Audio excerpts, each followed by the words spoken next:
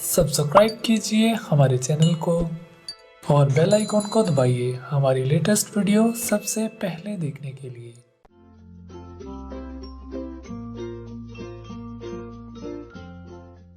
आइए तो जानते हैं कान के ऑपरेशन के बारे में और डिटेल से। कान के ऑपरेशन में हम जो कान के पर्दे में झिल्ली होती है उसमें जो छेद होता है उसको हम नए पर्दे के से बदलते हैं।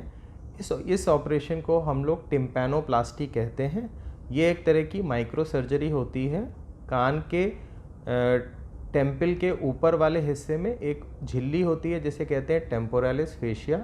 इस झिल्ली में से कुछ अंश को हम लेते हैं और इस झिल्ली के अंश से हम नया पर्दा बनाते हैं। इसके साथ साथ कान के अंदर की हड्डी में जो इन्फेक्शन लग गया होता है उसकी हम ड्रिल मशीन से सफाई करते हैं। इस ऑपरेशन को हम मैस्टोइडेक्टमी का नाम देते हैं।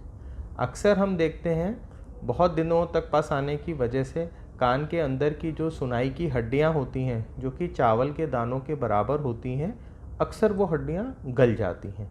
अगर वो हड्डियां गल जाएं तो फिर हमें उन हड्डियों को रिपेयर करना पड़ता है या फिर रिप्लेस करना पड़ता है। इस ऑपरेशन को हम लोग ऑसिकुलोप्लास्टी कहते हैं। और अगर हमें इनको रिप्लेस करना पड़ता है तो हमारे पास ऑप्शन होते हैं नेचुरल और फिर आर्टिफिशियल। जो नेचुरल ऑप्शन होते हैं, हमारे कान में जो हड्डियों का अंश बकाया होता है हम उस हड्डी को यहाँ पे ड्रिल करके बीच में स्पेसर की तरह सेट कर सकते हैं, अथवा हमारे पास कार्टिलेज से हम एक स्पेसर बना सकते हैं जो दोनों हड्डियों के बीच के गैप को पूरा कर सके।